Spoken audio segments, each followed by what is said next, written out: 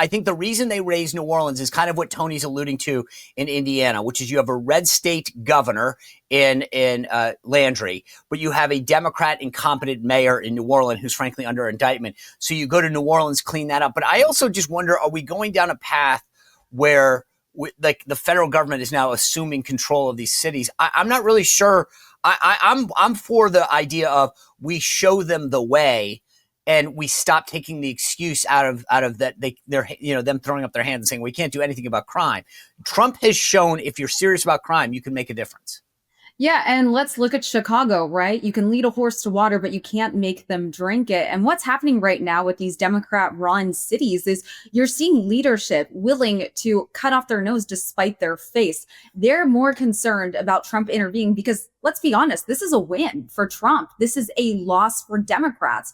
And, I was talking about this the other day. You have citizens in these areas, Chicago, for instance, begging President Trump to bring the National Guard in, and yet leadership refuses to acknowledge this. I actually give Muriel Bowser a lot of credit in D.C. for admitting, hey, carjackings down 87%. You want the greater good for your population. All right, guys, as you know, we're on a glad path to the weekend. I love these short weeks. I think we need more. That's my new suggestion to President Trump. Every month deserves a 3-day weekend. So now we've got to figure out, I think technically we get Columbus Day in October, which I know not as many people celebrate. Hopefully we do.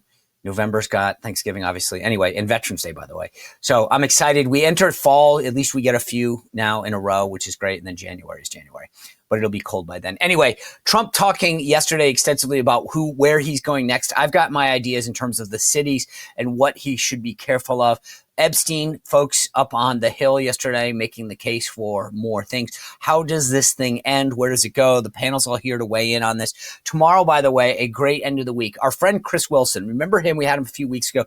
He runs a company called Eyes Over. He was an award-winning pollster and started using data to really look into voter sentiment, what people think, where the ball is going. The White House uses his data extensively. He'll join us tomorrow to wrap up the week. We got a big show. And then the rest of September, it's the September to remember. We've got some great guests coming your way. I'm working on a couple surprises. Don't worry. But if during this show, now remember, it's evening. I don't want to get your dinner. Maybe you ate early. I don't know. That's not up to you. But if you're looking for a great snack, get one that's Maha approved. Bobby Kennedy on the Hill today. I'm sure he'd agree with me. Masa Chips, baby. These things are unbelievable. I love a good chip. I'm a big snacker. Masa Chips are unbelievable. And by the way, they come in like all sorts of variety flavors. So they've got habanero, lime. I'm a big fan of the lime. Just FYI, if you're looking for a birthday present, I love the lime ones. The original chip and the blue are also my favorites. They're really cool because back in the day, all chips, everything was cooked in beef tallow. Not anymore. It's all like ultra processed oils and seed oils. Yuck, yuck, yuck. Masa Chips, 3 ingredients: corn, sea salt, and grass-fed beef tallow. This is what I'm talking about, a Maha-approved snack. And by the way, if you're a chip kind of dipper person, you like the guac, you like the salsa, you're not going to be disappointed. These things are amazing. Maha chips are Maha approved, beloved by customers all over. And if you're ready to give them a try, go to masachips.com/Sean, S-E-A-N, and use code Sean for 25% off. I highly recommend, by the way, the variety pack because you're going to be surprised at how many great flavors of Maha chips there are. So go to masachips.com/Sean, use code Sean for 25% off your first order. But one thing that you're going to want to put on a lot of your food, maybe not your Masa chips, but you're going to go to these little Firecracker hot salt grinders. This thing is amazing. It adds a level of flavor to food that you have never experienced. It's like going on the big roller coaster if you've only gone on the little ones. It's a whole new experience for you folks. I'm talking eggs, steak, chicken, vegetables. You put one little splash of that stuff on, and it's going to take and elevate your flavor to a whole new level. They've got 3 different peppers in that hot salt: Ghost, Reaper, and Scorpion. You don't have to hear anymore, do you? You know what I'm talking about. I will say this. It's not like hot or spicy. It's flavorful. It's powerful. And I'm telling you, it's worth checking it out. This stuff was praised by Joe Rogan, Megyn Kelly. It's been sold out. It's small batch only, and it's a family-owned business. Well, guess what? It's back in stock. So if you are looking to elevate your food to a new level, go to firecracker.farm. Again, not edu, not .com, not .org, firecracker.farm. Use code SPICER for a discount just for our listeners. So it's a smart choice. You're going to love this stuff. Go to firecracker.farm. Code SPICER. All right, let me bring in my amazing panel today. Our old friend Mahek Cook, an attorney and commentator out there talking about all things. Great to see you.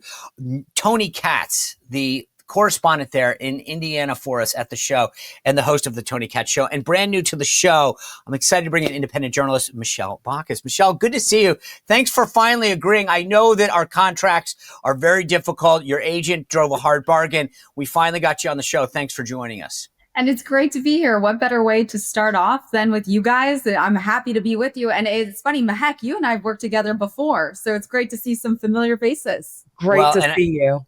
And back as always, the court has ordered Tony Katz to come back again. So this is great. But you know, we appealing to the judge. Speaking of judges, and I'll start with you, Tony Katz, since I name checked you there. President Trump yesterday saying, you know, who knows where we're going to send the next level of troops. Let's just start with base level. I would argue this. Trump has made an example of D.C. It's unique. Mahek's the lawyer here, but it's like D.C. is unique. It's a federal district. I think the smart move for the White House is to basically say the following. We cleaned up D.C. in 3 weeks. We basically eradicated crime.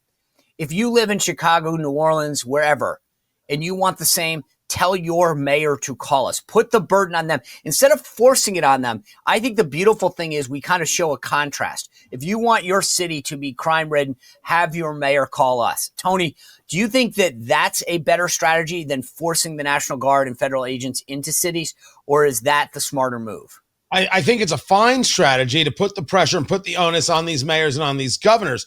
I always took D.C. as a modeling, meaning, hey, red state governors that have blue cities, which of course exist. My beloved Indianapolis in Indiana is one of those places where there are serious issues and a mayor who doesn't know how to do the job. Hey, you can do this in your state, Governor Mike Braun, former senator. You could do this in your state, name the red state governor. So I always thought it was a modeling kind of conversation, but allow me to go in a bit of a different direction. I don't think you're wrong, Sean. I think that's a very nice way to present this. It should be Democrat governors who say, we welcome the help. All right, maybe we don't want this, but we want all this, and we want to clean up the crime, and we want to do this, and we haven't been getting enough help, so we appreciate the help, and go into it, lean into it, and get a cleaner city, if indeed that's what your people want. That would be, to me, the smarter argument. It is what Muriel Bowser in D.C. did. Oh, I still hate Trump, but man, I love these resources, getting things cleaned up and the carjackings being down. Michelle, I think see, that's why I think that we should make an example of it. He obviously thinks New Orleans. I think the reason they raised New Orleans is kind of what Tony's alluding to in Indiana, which is you have a red state governor in Landry, but you have a Democrat incompetent mayor in New Orleans who's frankly under indictment. So you go to New Orleans, clean that up. But I also just wonder, are we going down a path where like the federal government is now assuming control of these cities? I'm not really sure. I'm for the idea of we show them the way and we stop taking the excuse out of that they're them throwing up their hands and saying we can't do anything about crime. Trump has shown if you're serious about crime, you can make a difference.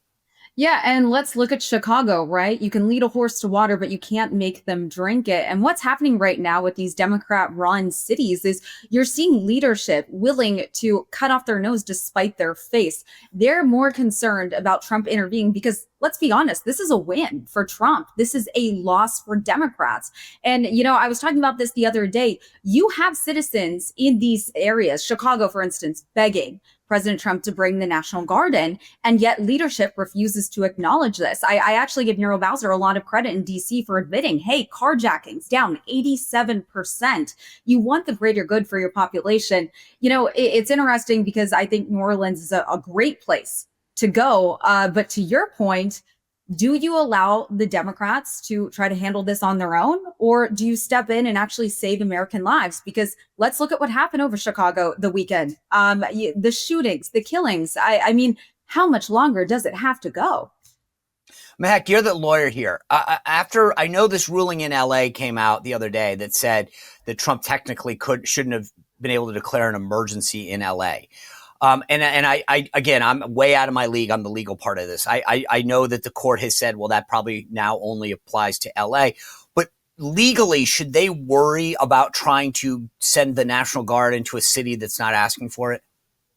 Well, look, Sean, every time President Trump has done something to secure the prosperity and safety of Americans, we have seen judicial activism. So President Trump will prevail. I've looked at the Insurrection Act, and the president has the clear authority. Section 252 specifically states if states fail to maintain public safety, then the president can federalize the Guard. And this isn't new. The fact that Democrats are jumping up and down, we saw Jefferson to Eisenhower to even George W. Bush use this authority from riots to desegregation, LA riots to even Hurricane Katrina. The fact that we're debating the politics of this and not the actual safety of American lives is shocking to me. DC, as Tony said, was a blueprint. I wrote an op-ed about this. Every state governor should be raising their hand. My state in Ohio, Republican Governor Mike DeWine should raise his hand because of the atrocities from Cincinnati to Cleveland. Our crime rates are so high. And this is the kicker. I don't give the DC mayor any credit, Sean. She had to say this was working because remember, the crime rates were fudged. So how many other cities have been underreporting and lying, gaslighting the American people? We are not safe today, and President Trump should work with every single governor, extend a hand, or I think residents of Chicago and other cities that are blue should start moving to Republican states and Republican cities. That's how we win. You know, Tony, I think the funny part about this, I like the idea that you guys are talking about, and I don't want to put words in your mouth, but you mentioned Braun, your governor there in Indiana. Mahek mentioned DeWine in Ohio. What if red state governors, they led this charge, said, hey, we want them in our, like, so now you really put Dems on the defense, because if I'm living in one of those cities, I go, wait, why are you not calling for the Guard? I'm actually, and I mean this in all sincerity, like I've been in politics 30 years. I've been blown away by the stupidity of the Democrats' response. Like, you shouldn't ever, like that Mayor Johnson in Chicago, he's like, the murders will continue. Who in their right mind says that? Like, dude, read the room, bro.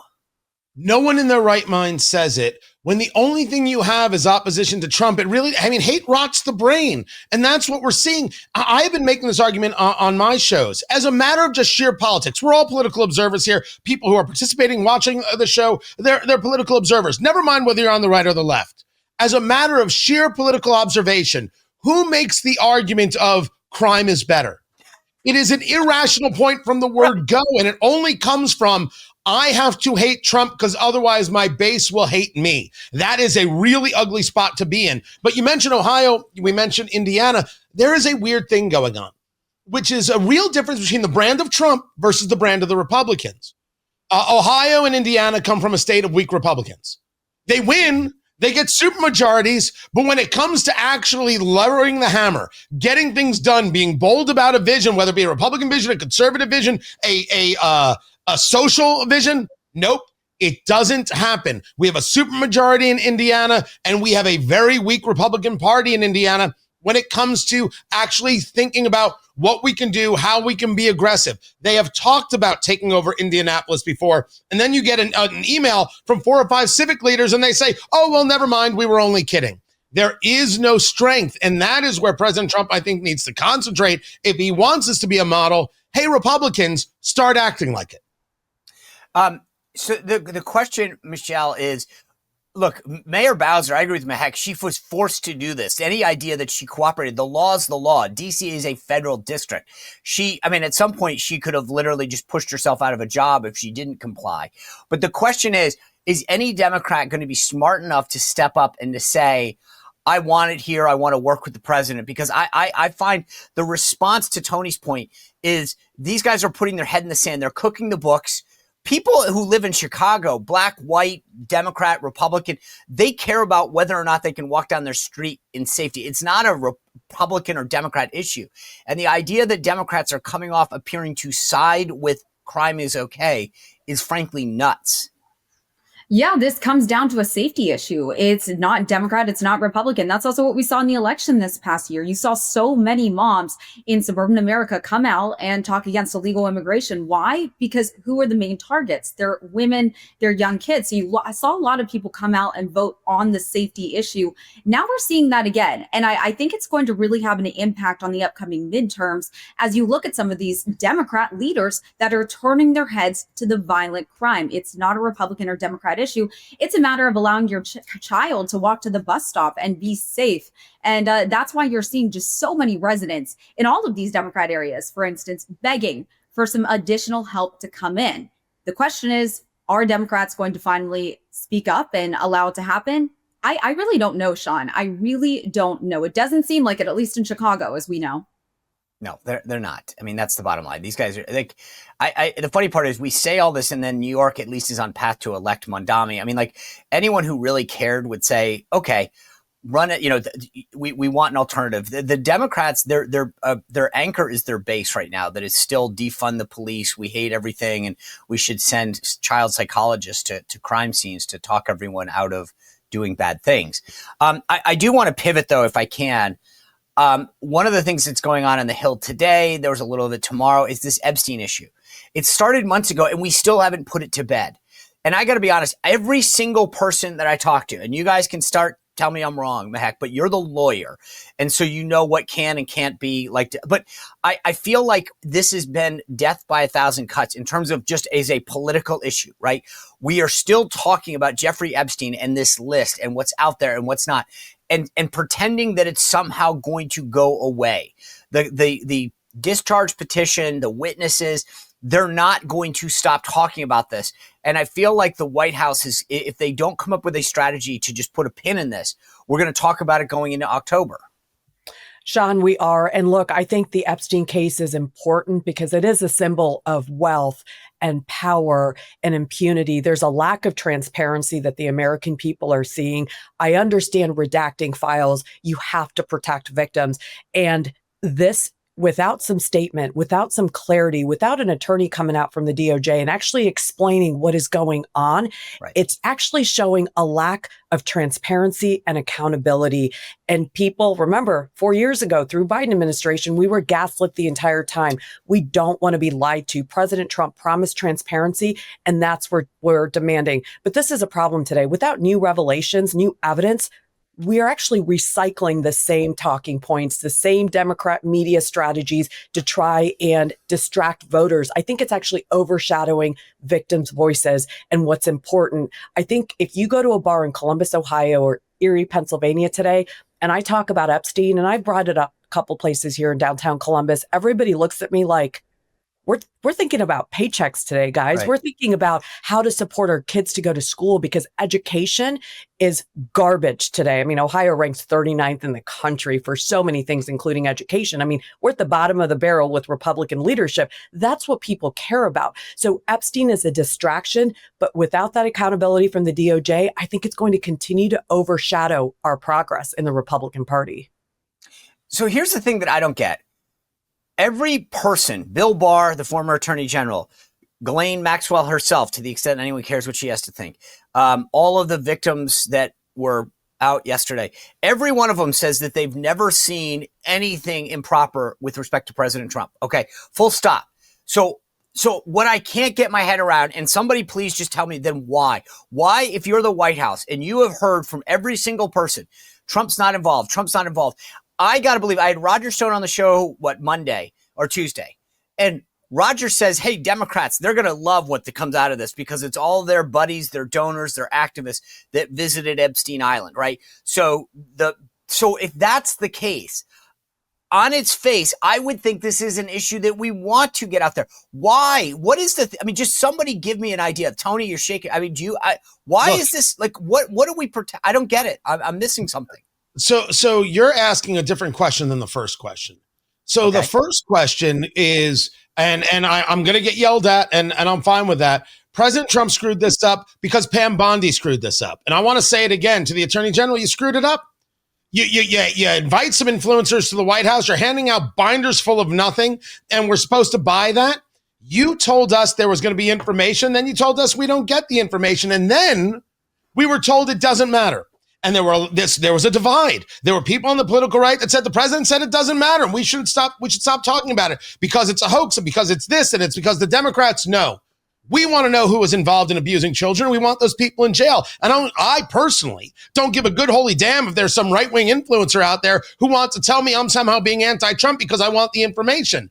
I'm consistent, and some people out there aren't. And I don't want to see the president call it a hoax again. I get the argument. Democrats think this is more of a story than it is because they're coming after me and I'm not involved in this. I believe that that's true, that if he was, it would have already been leaked.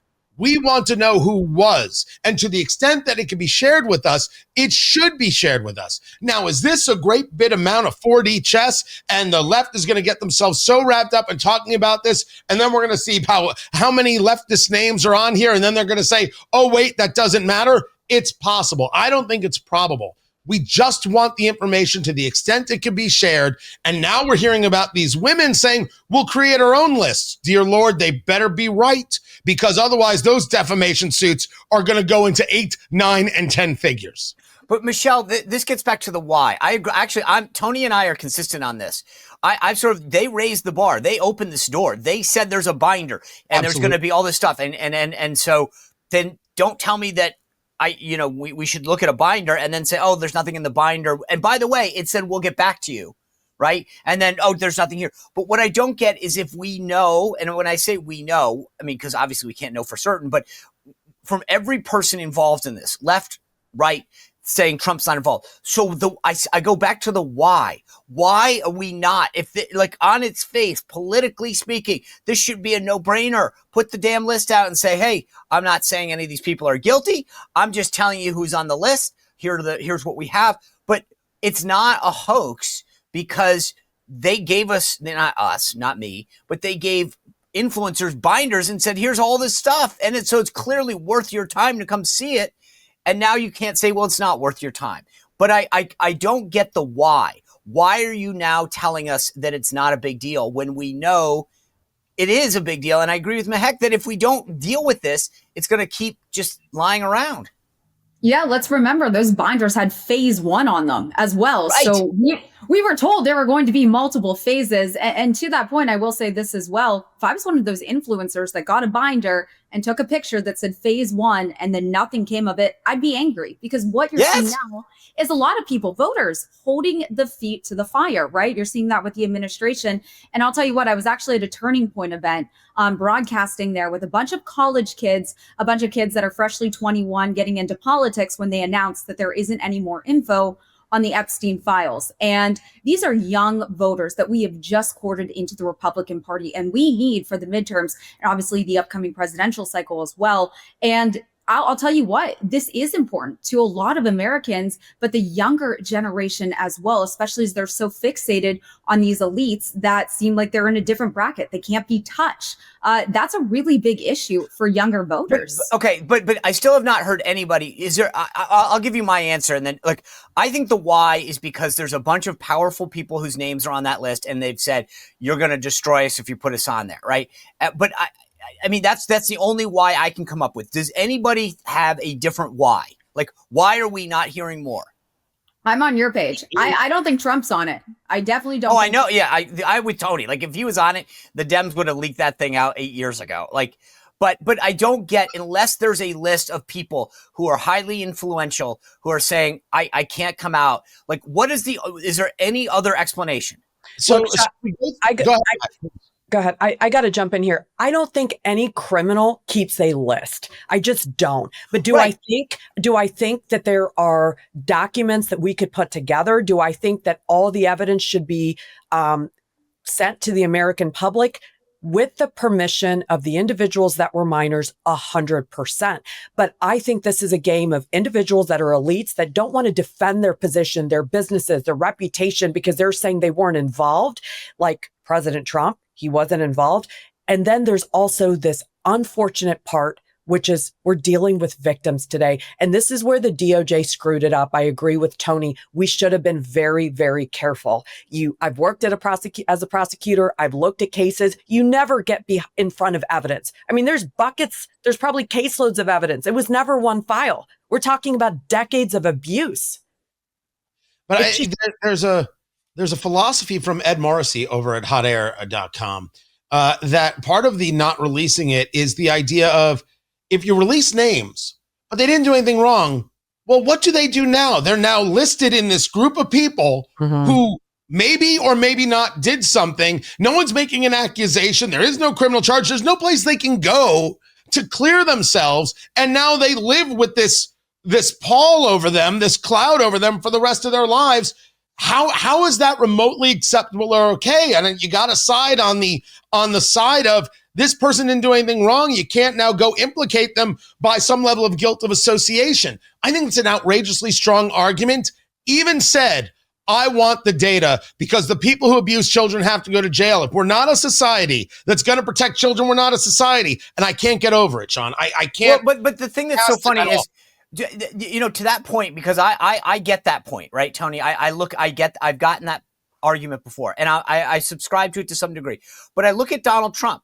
Right. And so Roger Stone was on the show and he's like, yep, Trump was on his plane this many times, but he can account for every one of them. Like it was like he was on the plane with Tiffany and Marla Maples at one point. So if you're that person, right, and you said, yeah, I went to Epstein Island. OK, then I get it. But at some point, you probably have the means to explain why no one's pointing the finger at Trump, because enough people have said, yep, didn't see anything, never saw anything. But if you were, let's say, the richest person in the world, or, you know, head of some corporation, and it comes out that, like, yes, that person was down 8 times to the island and we saw him. I mean, I don't know what then yes, you have to protect yourself. You have to defend yourself. But I get it. They might have done anything wrong. But at the end of the day, then you explain to me why you were down there. What were you doing at Epstein Island? Why were you I mean, like, there's a bit of, okay, you're a smart, rich dude. Then what were you doing? And all right, one last thing I just want to ask everybody before I move on, because the only other explanation I've 3 things: 1, defending people; 2, that, you know, everyone has a right, which again, that's not the argument that the White House is making. But 3, there is this internet thing that there's like this whole connection to Mossad. Is there anyone that buys that? Okay, no, all right. Tony's now I'm lighting up. All right.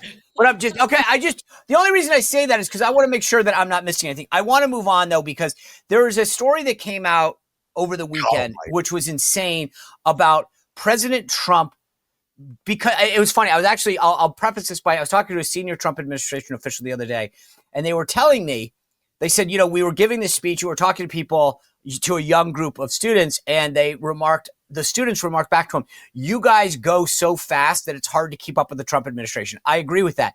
But I said to the senior administration official, I go, you know, the funny part is, you argue that at some point Trump should slow down a minute so that everyone can digest some of these accomplishments. And what happens? They said that he's dead. I mean, the guy either goes 100 miles an hour or they lie. But here's what Tim Walz did. And this just shows you, Timmy is dumber than I even thought in the first place. This was how he reacted the other day when the rumors were swirling. You get up in the morning and you doom scroll through things, and although I will say this, the last few days you woke up thinking there might be news. Just saying. There will be news sometime, just so you know, there will be news. Okay, I got to be honest, Michelle, like that to me, like I love telling a good joke, and I've had a bunch fall flat. That's not funny. When you start joking about the president dying, and saying there will be news, it's like that's not actually, I've never wished for any president of any party, or frankly anybody, to die or to get sick. I want to beat them in elections if I don't agree with them. I don't want them to die. And I found it kind of unbelievable that he said it and that he didn't face the backlash that I think it deserved. And that's the difference between the Republicans and the Democrats, because we've said multiple times when Joe Biden was in office, look, we hope he's okay. Politics aside, he's a human being and we hope he's okay. And let's be honest, we've seen what happens with the Democrats' violent rhetoric, insinuating death and hurting Republicans. Look what's happened. I mean, it's a miracle from God that President Trump is still alive at this point. But look, let's also consider, guys, he's talking about this after just days prior, innocent children were killed in his state that he governs. And he's ready to make jokes about another human being's death. Actually, that's a really good point. It's sad because you're right. Of all people, that guy should be embracing the sanctity of life and understanding how precious it is. And yet he's joking about the president dying days after a horrible tragedy in his own state. Unbelievable. Yeah, it's just, but Tony, I mean, do you think I can't believe there was no backlash. Well, just really quickly, you're absolutely right about what happened at the church there, at the church school. Let's go back a month before that when 2 lawmakers were killed. So Minnesota has got a story, and you've got a governor who likes to make jokes about death. By the way, so you're going to be doom scrolling about all of us one day. I mean, that's just the standard. One day you will doom scroll, and there will be news about Sean Spicer, and you will openly weep and say, gone too soon. 142 years old, gone too soon. It's going to come for all of us. Why was there no backlash? Because making fun of Trump being killed is fun. I mean, we tried it. We're the political left. We tried to kill him. Then we tried to get somebody to kill him again. And then, we can't get him. So we can be boys and girls who dream. It isn't dreaming important. Dreaming of the assassination of the president. Gosh, that would be great and wonderful.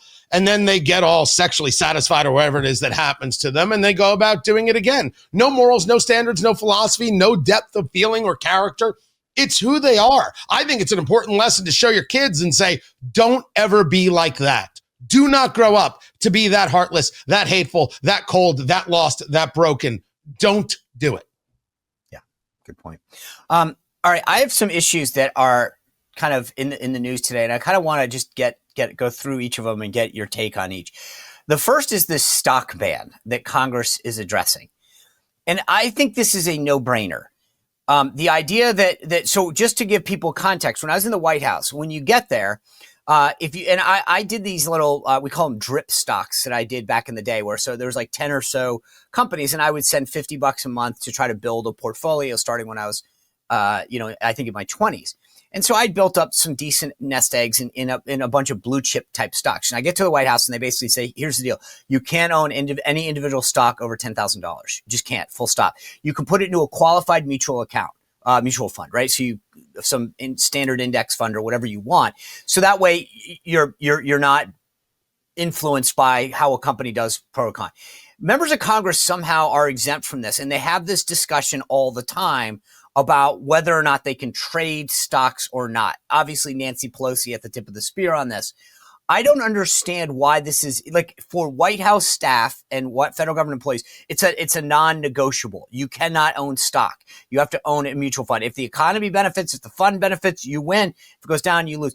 But heck, I don't understand how any member of Congress can justify the ability to trade, right? They have inside information. I mean, whether or not it's technically meets the legal threshold, the bottom line is if you know that you're going to vote on an appropriation for a company that's going to get 500 jets or a regulatory effort that's going to slam their ability to do business in Dubai, that's insider information. It may not meet the technical definition, but this to me is a no-brainer. Allow them to own mutual funds like everyone else in the government. But this idea that somehow they should be able to trade a stock. Sean, this is common sense. And again, you show Congress's hypocrisy, and I think it's on both sides today. It's insider trading. Any CEO that would commit something like this would go to jail for many, many years. So the fact that Congress has gotten away with it, and I always love it when congressmen tell me, well, it's always been this way. Just because it's always been this way doesn't mean it's right. And at the end of the day, they are American-funded tax dollars that are going to pay their salaries. And then I'm waiting and watching their stocks rise, looking at Nancy Pelosi, Ilhan Omar. I mean, how do you go from broke to where she is today? It wasn't because $30 million. I mean, it's insane. So we have to get a rein on this. Every single Republican should be putting legislation and demanding, this is that again, 80-20 issue that President Trump keeps winning on. I wish Congress would start doing it themselves. Make Democrats vote against this so that the American people know they're out for their money and not for public policy and their safety and security. You know, Michelle, Mikey Sherrill, she's the Democratic Congresswoman running for governor in New Jersey, was on with Charlemagne the God. And I'm sure these guys all think that it's going to be a patty cake interview, and Charlemagne can actually be pretty tough. And he said to her something about the effect of, hey, your net worth is now risen to, whatever, $15 million or something, when it was like zero. And she says, like, I'll have to look into that. And I said, it was funny. I was like, who needs to look into it? Can you imagine? That's like saying, like, I won Powerball. Like, I'll have to look into whether or not, like, what the jackpot was. Like, I can't believe, like, it's so tone deaf the way that these guys answer these questions. I'll have to look into that because I'm not really sure if I just am worth $15 million out of nowhere. I don't know, guys. It must be nice to have that reaction. I'll look into it and see where all that money comes from. I mean, there are websites. I know people that strictly follow Nancy Pelosi's trades and make good money off it. She's up to what, 413 million? I believe that's her net worth at this point. And you're telling me that she accumulated all that while working hard in Congress on her $200,000 a year salary? I mean, it just doesn't add up. And somehow Congress on both sides continue to get away with it.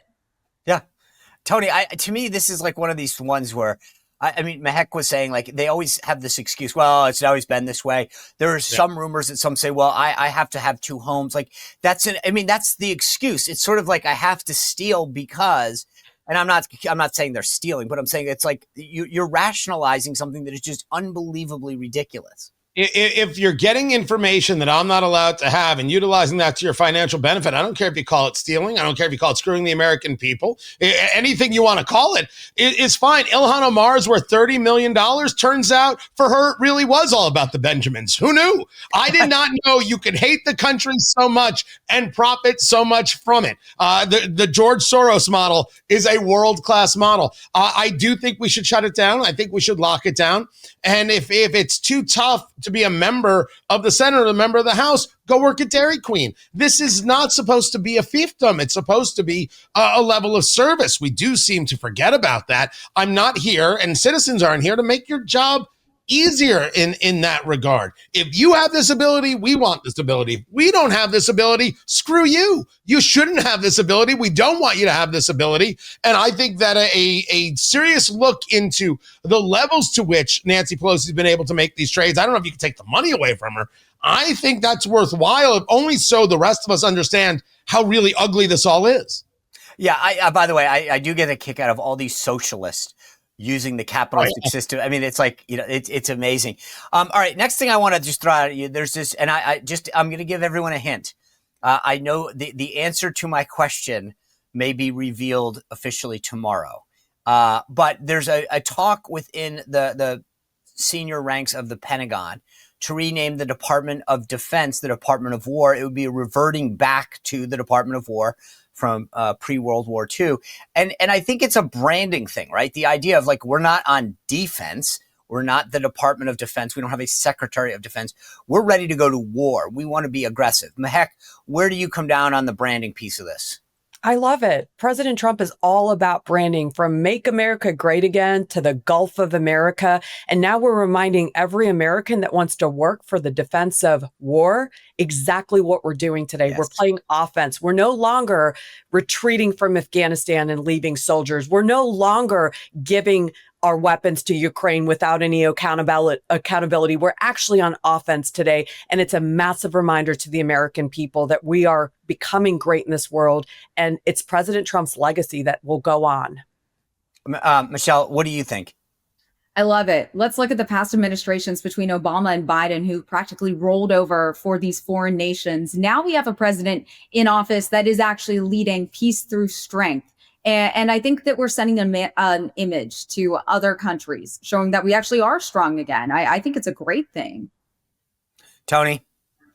I don't actually care if it gets renamed or not. It was the Department of War, and then it became the Department of Defense. So I don't mind if it comes back to being the Department of War. I will also accept the Department of Kicking Ass and Taking Names. I will also, that's number 3. In reference to Bill Hicks, the Department of, hey, I wonder what this bomb does. And then I will also accept the idea of the Department of, oh, no, you didn't. and all those would be completely fine by me. I think that sometimes the branding matters because it's an ethos. And this is what Pete Hegseth keeps driving home at the Department of Defense. You wake up every day. He talks about making the Department of Defense, all of our service members more fit again. Fit, not fat, right? The idea is that if you wake up every day and your mentality is it's like a salesperson. You wake up every day and you're like, I'm going to crush it today. I'm going to sell more. Then that's a mentality. And being ready for war, that's why we're doing this. We want war fighters. But you served, right? You serve on committees as well regarding the military. It matters. Would it matter to you? In your view, does the soldier wake up in the morning saying it's Department of War, not Department of Defense? Now I'm ready to go do the job? No, but I think there's a philosophy that comes down. Like, so if you get up and call it the Department of Retreat, to your point, every branding opportunity that you threw out there shows sort of an aggressive, like go kick butt mentality. If you flip it and it's the Department of go lie on your back, you wake up thinking to yourself, okay, cool.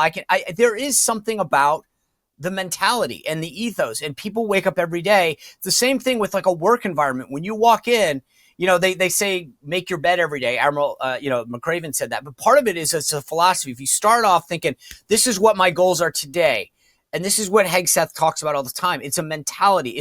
You wake up going, my job is to make sure that we are lethal. We're ready to fight. We're ready to deter. That's a different mentality than waking up and saying, I hope we get the job done. Right. And that's why I think your branding piece made sense, because it instills a sense of I'm going to kick butt and take names. I'm not going to sit back and wait. And I know sometimes people just go, oh, it's just a name, but names do matter. And branding matters. That's the difference between successful products and not. There's one more topic that I really want to touch on before winners and losers this week. And it's the topic of age, because one of the things, there's a few things that have happened, right? So we went through this election with President Biden. We all saw how old he was. We all saw the physical and mental acuity issues that he had. And everyone says, can't happen again, can't happen again. And what happens? Jerry Nadler, the longtime member of Congress from New York, says, I'm not, he sort of exited stage left and said he's not running. And he literally said, because it's time for a new generation. And then we have 88-year-old D.C. delegate Eleanor Holmes Norton, who people didn't see forever. Like, she has been literally like, it's been Weekend at Bernie's here. She goes to a press conference the other, I mean, we can see it. She's 88 years old. People rarely ever hear from her again. And no one's calling it out. I get it's DC. But the question I have for you, and Mahek, I'll lead this, is I know what the Constitution says. So this is just a fun conversation, because I know what the legal requirements are. But do you think that we should have age limits for members of Congress? 150%. Like, what would the age be? I think it's probably 75, but we have to start looking at what we're doing with Congress today. We're so stuck with these career politicians that are well in their 80s, an average senator over 60. Look at Schumer today. He's 74. McConnell's at 83. I'm severely concerned about not just their health, but what it's doing to the American people. We are not getting actual fresh ideas like how to deal with AI, national security, economic shifts. These cognitive risks are actually making us stuck. And I'm sorry, I know President Trump is up there, but at the same time, he is massively building and growing and changing. Most of these senators and congressmen are stuck in the past. I also think they need to go through fitness tests. I want them, every single one of them, to be fit. I am tired of sloppy senators. I don't want to see Chuck Schumer doing a push-up. Well, then if he can't do it, he's not going to make it, Sean. But I think generationally, millennials are only making up 7% of Congress today. There is a change and a shift that's coming. You look at JD Vance, Vivek Ramaswamy, so many others. I mean, I am all for age limits. Michelle, age limits, and if so, what? If not, why? There should be age limits. And I know we make the argument about President Trump. He's 79 years old. I do think that it should be for Congress 75. But here's the thing. I'm amazed by President Trump. Every single day he gets up and he does more than I think I can do in a day than I do in a week. I don't know how he does it, because he doesn't drink coffee either. And I think that's part of it, right? There should be some sort of mental fitness test as well to ensure that you are capable of doing the job. That press conference the other day. That means no Democrats will ever get elected then. Exactly. Exactly. She hobbled up to the microphone. She did her spurt, which no one could really hear. And then she left. She didn't answer any questions from the media. She didn't do anything else. She didn't listen to the other people. At that point, are you really doing your job? Are you representing the people? I think that's the bigger question. All right, Tony, we're getting tight on time. Give me your take on this. No age limits and no physical fitness tests. I want to know where their mind is, right? Tammy Duckworth gets to be a member of the Senate if she's elected. Deal with her on policy and nothing else. I think the people need to be the ones to decide these limits, and we need a better class of voters. We need people to be smarter about what it is they're voting for. I hate to tell you guys, I'm with Tony on this. I agree. Same reason I'm against term limits, because I think at the end of the day, it's a cop-out. We, the voter, have a role. And if you can't see that Joe Biden is physically unfit or Eleanor Holmes Norton, then it's on us. And I'm with you. Like, I feel like at some point, this is on the voters. All right, we have just a couple seconds left. Well, not a couple seconds, but I want to go through winners and losers real quick. So give me a quick winner, a quick loser. I'm going to start with Mahek. Go.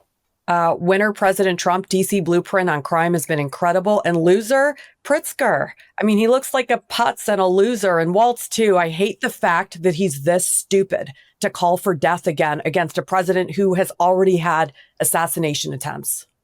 All right, Tony Katz, I want to hear who your winner and loser are. The winner is Robert F. Kennedy Jr. When you've got a whole bunch of people calling for you to resign while moms across America are thrilled that you're actually listening to them about health and what goes into their kids' food, that's an absolute win. I did not support him for Health and Human Services. He's still a leftist in my view, but he's winning on this and winning well. Yep. And the loser of the week is Bill Belichick. 48-14. Done. Don't you dare. Oh my. It's embarrassing. Okay, that was so uncalled Get yourself coaching problem. My God. Tom Brady. That was uncalled for. I agree. By the way, I think your point on RFK is huge. They have no idea. The media thinks that they're trolling this guy. Maha moms around the country are so fired up because of what RFK is doing. Right? Michelle Baucus, this is your first time here. Take us home. Give me your winner and loser. Well, Tony, you went the football route. I'll go the pop culture route. The losers are the liberal women, the white women who are saying that you don't need to get married because their idol Taylor Swift is engaged. And I'll tell you what, that's a big win for the MAGA community, the people that want to promote the nuclear family and obviously traditional values. Because I'll tell you what, in 30, 40 years, all of the Swifties who said that they don't need a man, they don't want to have kids, men are horrible, are going to be thinking a little differently. So it's cool to see that prevail. I would say the winner, President Trump.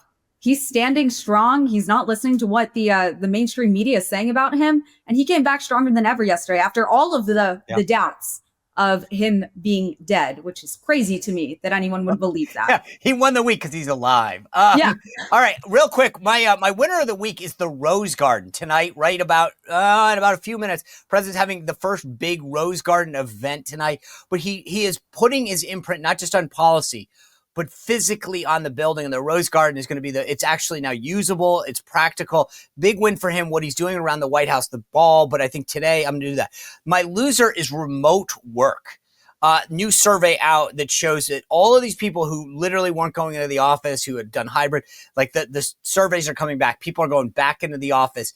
I'm not a complete fan of being in 5 days a week, but I do think that there's a socialization aspect of being in the office that we miss when we go all out. So if President Trump forced these federal agencies to make people come back to work, and it's working and have an effect.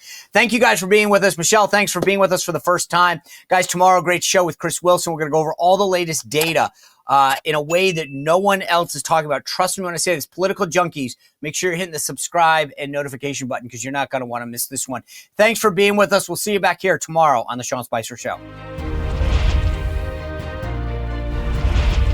Well, if you enjoyed this content, make sure to like this video, subscribe, and click the notification bell to get more.